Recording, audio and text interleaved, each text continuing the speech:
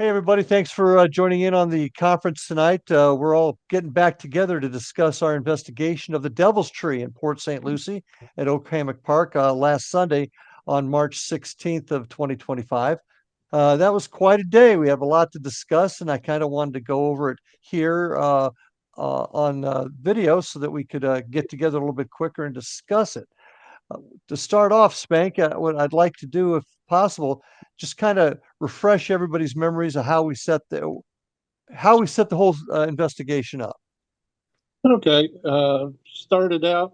The people that were there was Larry, myself, Tina, Tom and Jill, Darren, Skylar, and Trisha. So we met in the parking lot, did our prayer, and then went to the site. The site is about, what do you think? About a quarter mile down the path About that, from right on the canal, right off the right canal. off the canal there. And we went to the Devil's Tree. At first, we were under the impression that it wasn't the original tree, but I'll let Larry talk about that a little bit later. That it is the actual tree. Um, we took readings around the area, didn't find anything that was out of normal there. Um, we did set up REM pods around the tree and a rope light that Jill had strung across the tree, which was kind of neat. Mhm. And also we had a EDI going, and uh, we A2s. did some other equipment later on in the investigation. Okay. Yeah, that was interesting because I had been told by a retired member of the police department that that tree had been actually taken down. But once we got to it, I recognized it because what you may or may not know is I first started taking a look at that tree back in the 90s when I was conducting courses for law enforcement officers on the investigation of cults and deviant groups, such as Satanists and things like that. And the tree had so much lore back then that I had to actually bring it up in the class. And when I walked back down that trail and I saw the tree, there was just no mistaking it, that was the original tree. So I'm not sure where the information came that it was taken down, but the original Devil's Tree is still there. So that's kind of an interesting note. Now, Trish, you did some background on the tree and what happened there. Can Mhm. you kind of go over that a little bit with us? What you found in your research? Okay. Basically, what I found in my research is I believe the origins that started calling it the Devil's Tree do appear to be linked back to a serial killer named Gerard Schaefer. Um, it seems to be that since the discovery of two young ladies that were murdered there around the tree is when all of the claims have started about hearing girls scream and seeing hooded figures around the tree, kind of performing like rituals. Hmm. The tree, since that time, in 1989, there were local clerics who conducted an exorcism on the tree to try to rid it of evil spirits. Um, at some point, somebody marked the tree with an upside down cross. Hmm. And basically, pastors went out there in 1993 to bless the tree and they changed the cross to right side up. At some point, somebody filled that area in with some concrete. So but that seems to be where I think the origins of it being called the Devil's Tree has come from. And I remember back in the days when I was a Port St. Lucie police officer back in 1982, spoke to sheriff's deputies that would go back to where the tree is prior to the police department being created, and talking about chasing away the biker gangs used to go back there. Other folks used to go back there and conduct rituals. In fact, I had a couple of deputies share stories with me. One saw hooded figures surrounding the tree. Another one said they saw things floating in the air with hooded figures around the tree. So there's a lot of stories around it. And you're right. I think, Trish, that's where a lot of the lore comes from. No question at all that the Gerard Schaefer's doings there helped with that. I can tell you for a fact that Upside Down Red Cross used to be there. I've actually got photographs taken of it in about 1990, 91. And what a lot of folks don't realize, that was not always a park. That used to be just a wooded area in rural Port St. Lucie, and it was just a rutted road that you took back there to get to it. It wasn't even a spot where people could get to very easily. So it was a really interesting spot, certainly spooky, certainly filled with enough stories that it's enough to get any lore started, any legend started. So it was a great place to go, someplace that we've been wanting to get to for a while. And I want to thank the city of Port St. Lucie for allowing us to get in there and actually conduct this investigation. So once we got the investigation going, Spanky, can you kind of get us started on what we started finding early on? And then folks, if you want to just jump in with some of your thoughts, go ahead. Okay. We started out with Jill doing dowsing rods as the whole group asked different questions, and right off the bat, Gerard Schaefer was the one that came up, and we got yes answers on the rods that he was there. Mhm. And one of the questions that came to mind that's interesting: did you commit all the murders here? And he said no on the rods, which he didn't. He committed murders other places also. So it's kind of interesting that. And then later on, I know they talked about the two victims, Barbara and Colette, and they got a yes answer on the rods with Colette, which is interesting. Mm-hmm. A lot of the questions and answers were with dowsing rods this time. We tried the portal box, but we were getting a lot of interference with the radio stations, with the FM. We tried the AM, it wasn't much better. Nothing really came through to us on the radio side. But as far as the lights go, maybe Jill can explain the lights, the rope light a little bit. Tripwire. Yeah, Jill, go ahead and describe how that went. Okay, the tripwire is about 12 feet long, and we wrapped around the base of the tree, and it picks up electromagnetical fields. Mouthful. And before we even started the investigation, I wrapped it around the tree, and I would get a few lights going off, not the whole line, just a light here, a light there. So I took the K2 meter and I walked around the tree, and the tree actually gave off a very high EMF reading of an orange on the K2. So I was all right. So I asked if everyone had their cell phones on airplane mode, if somebody had something on that could have affected it. Everybody said they didn't. So with that being around, we were asking questions, and some of the lights would light, some of them, the whole strip would go on. Light up, yep. Yeah. I think it's important before we started, did we take the K2 meters and make sure there was no electrical interference out there? And did we check to make sure there were no wires in the area? Yes. That, Larry, I walked around the tree with the K2, and it was, in fact, it went off right over where the upside down Red Cross was and the concrete was. I looked around to see if there was any overhead electrical wires. Nothing. Did the portal affect it? No, right? The portal wasn't even turned on. Okay.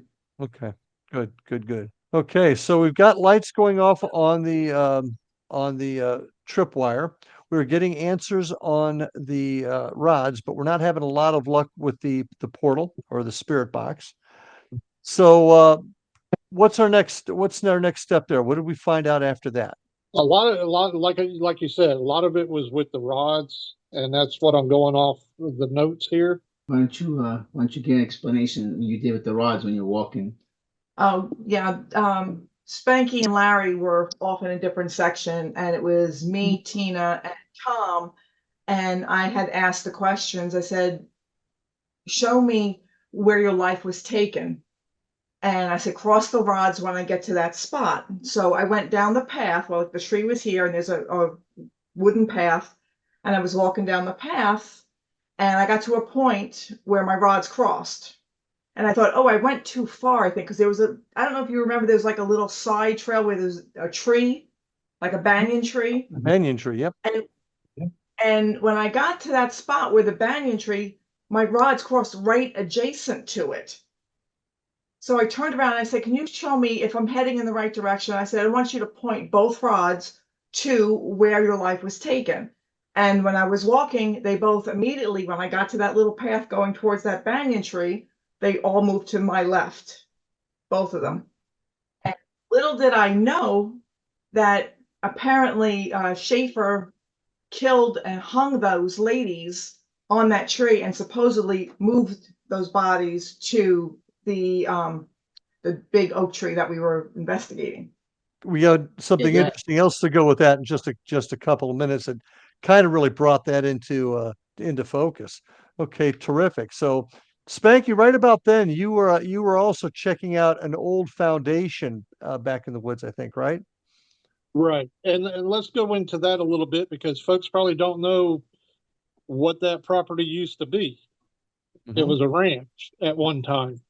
And we found two different foundations uh, away from the tree, almost straight line with the tree. Matter of fact, where there was houses out there. What was the name of the ranch, Larry?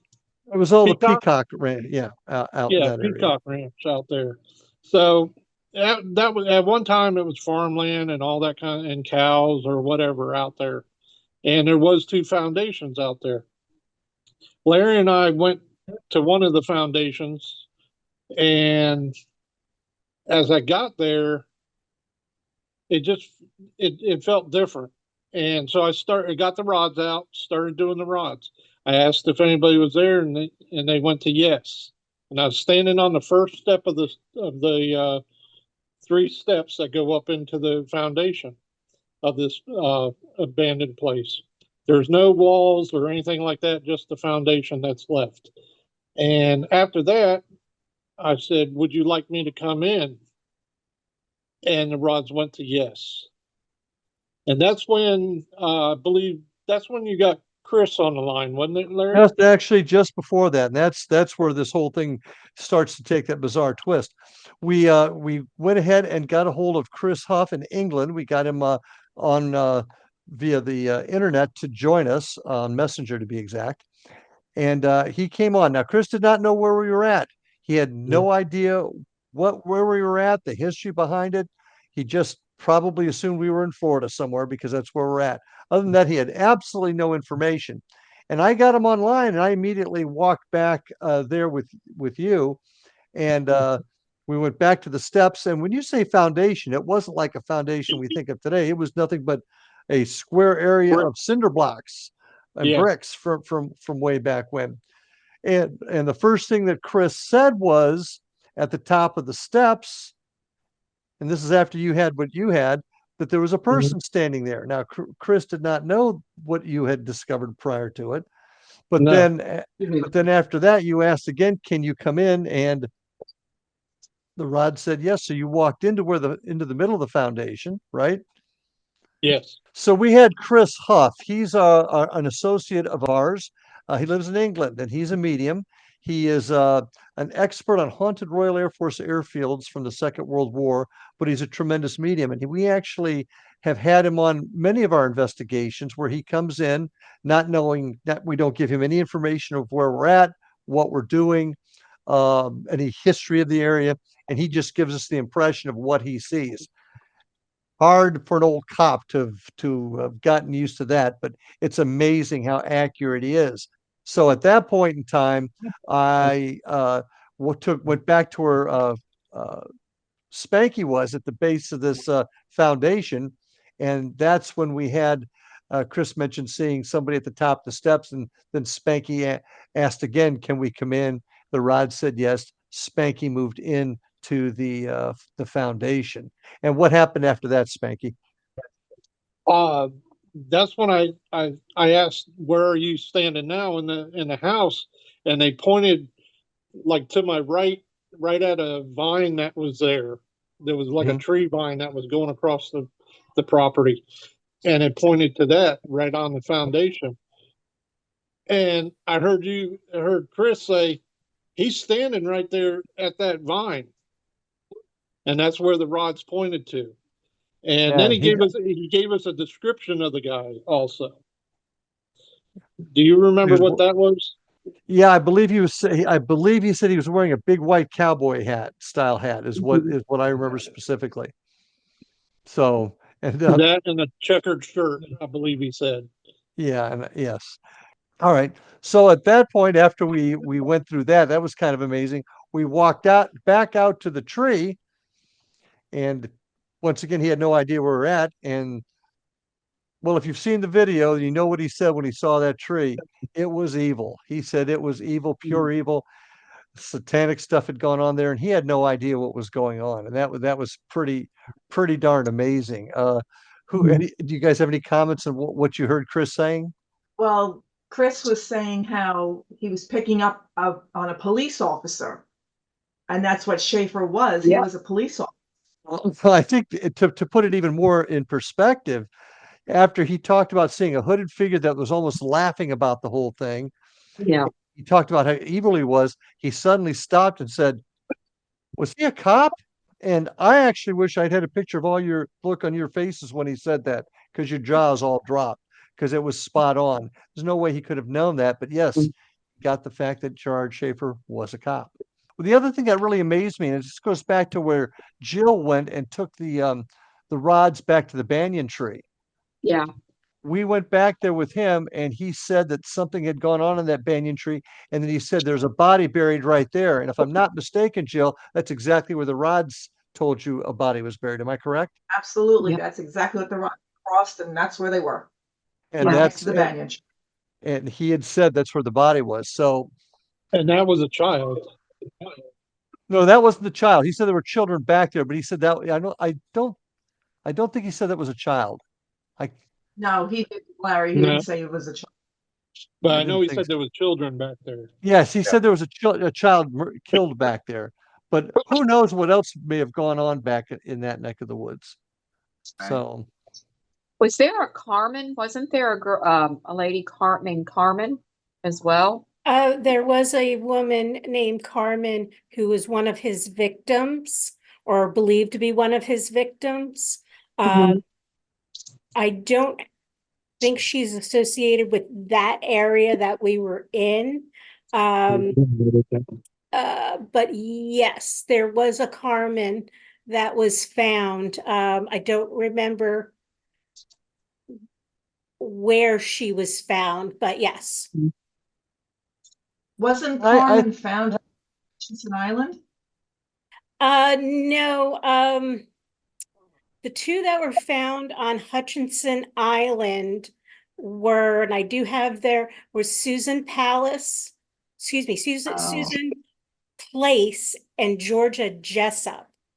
They were okay. the ones on Hutchinson Island back in 1973. And those were the women he was convicted of murdering. Harmon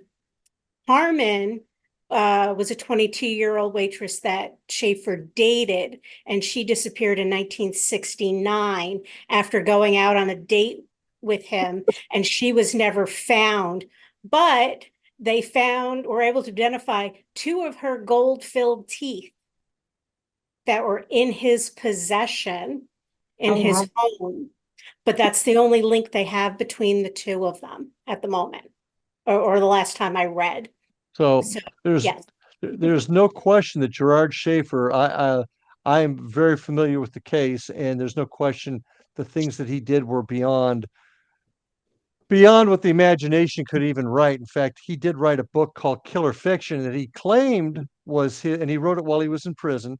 And he claimed that it was just fiction from his imagination, but most believe that he or was actually chronologizing his victims, what the crimes that he committed, and he was replaying them in that book.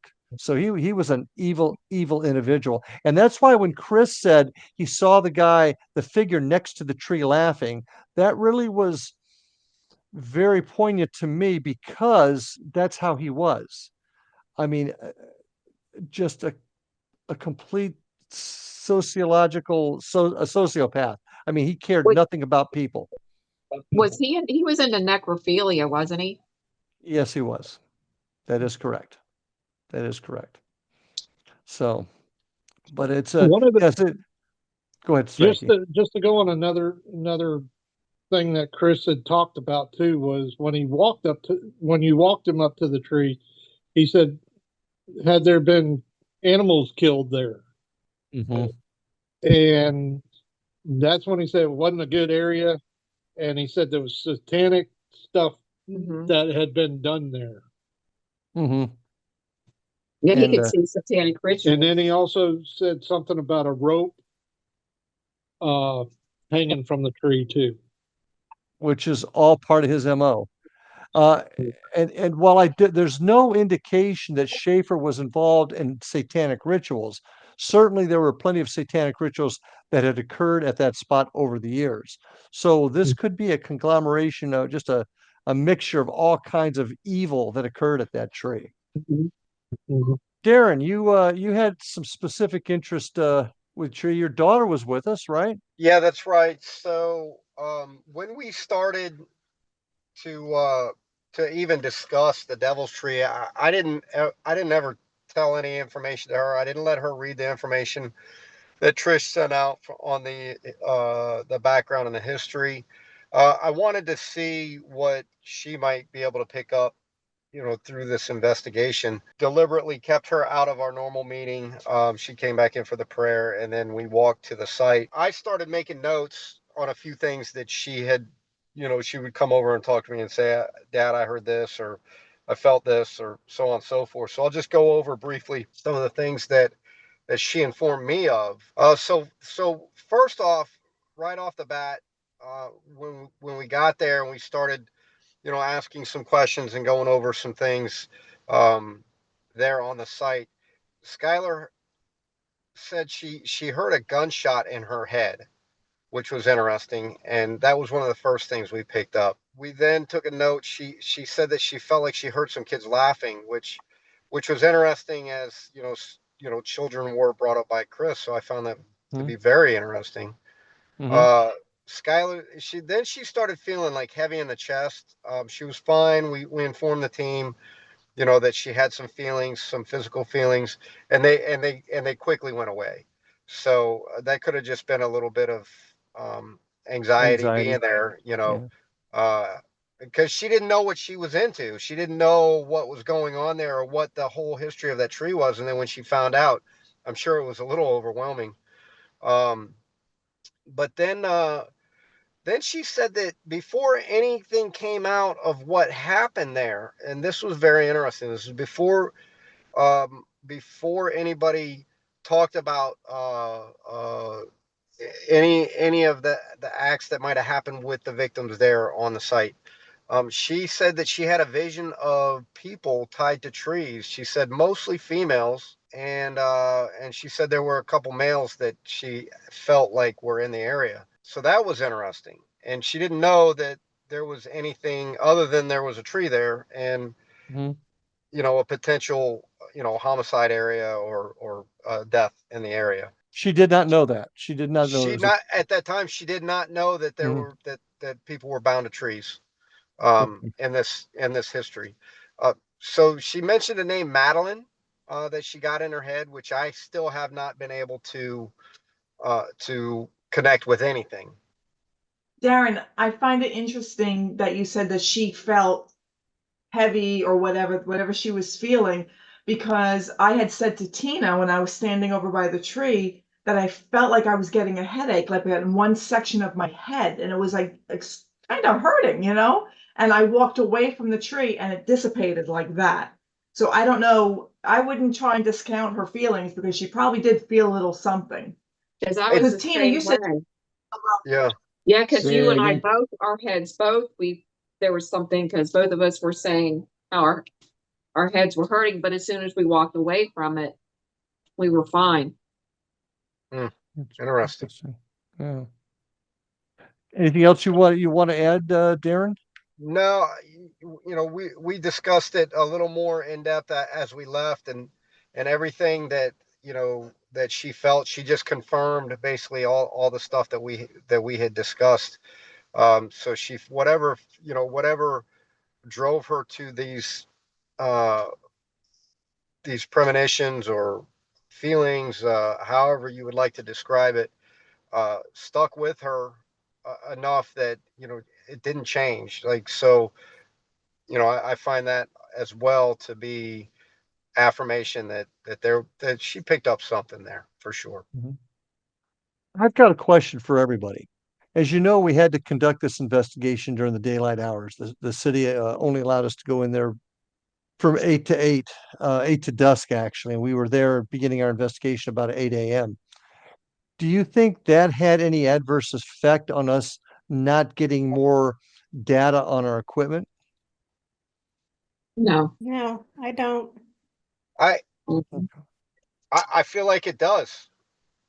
And let me just Okay. say this: I felt like I felt like it was really interesting that I didn't have any going there. I didn't have any concerns about going into the woods to see a creepy old tree at all. Like I had zero Mhm. reservations. As a matter of fact, I was kind of excited about it because as horrible as what the things that happen there, it is very interesting to be able to go back there and investigate it, right?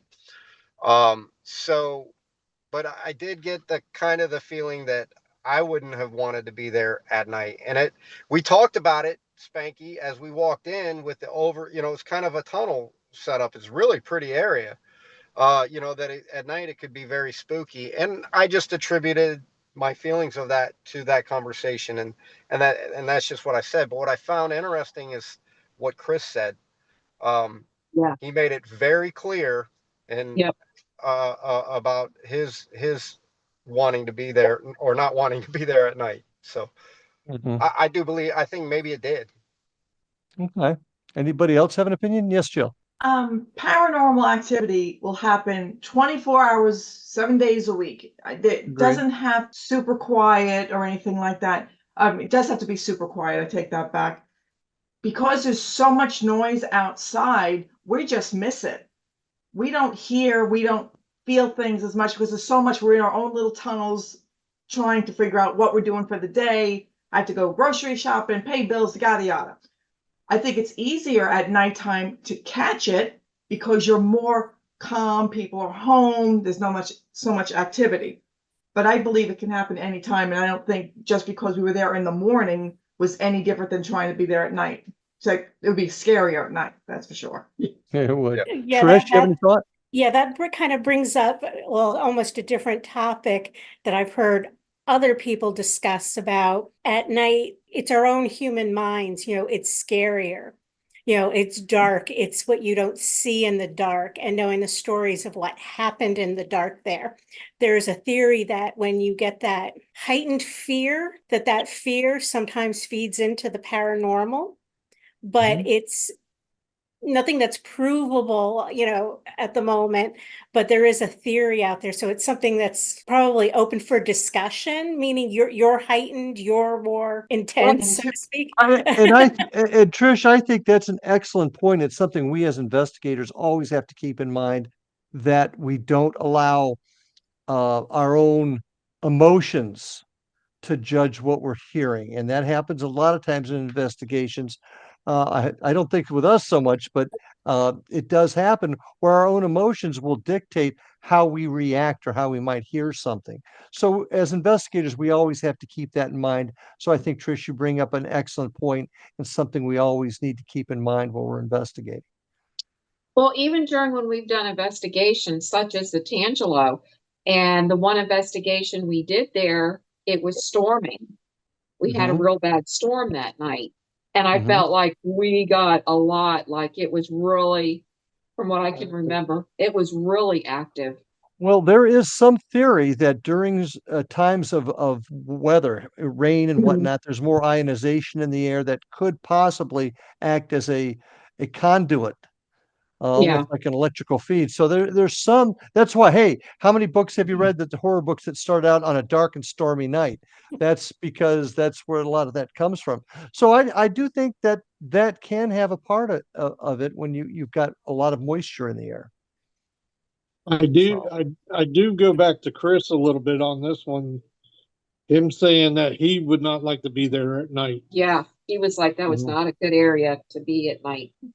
I'd be And more afraid of people coming in because it is dark and that's when they like to do their stuff.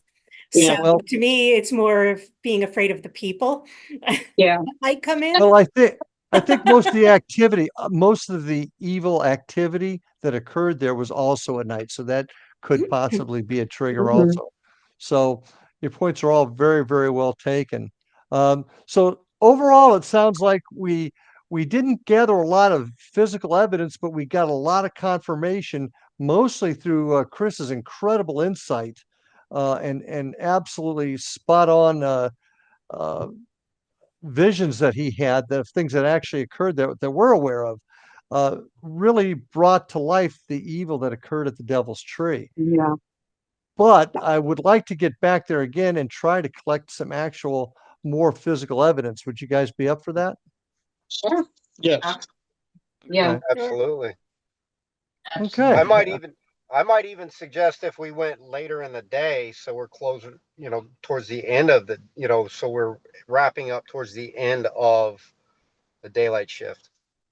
And that's a good thought. The issue would be then people coming into the park because we did run into a Yeah, few people coming by, and it's a shame we can't get in there in the evening, but the city will not allow that, yeah. unfortunately. So we gotta make do. But maybe next time we give it a try, we'll do it later in the day.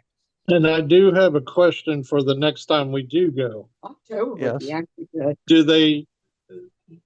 Do they interact with the people that go by that tree with their animals and things like that? Good question. Okay. Then that might be a great angle to That, work next time we're there. Well, I will endeavor to get us permission to go back there and do this. It's a public park, so I don't think it'll be a problem. We're just going to be constrained by the times that we go. That's the only downside. Yeah, But yeah. does anybody else have anything they'd like to add with this overview of the Devil's Tree investigation? Well, I appreciate everybody coming on and going over this. Now we've got that one in the books. We'll look forward to the next one. We've got some more coming up in the future. So until those next investigations, everybody take care, okay?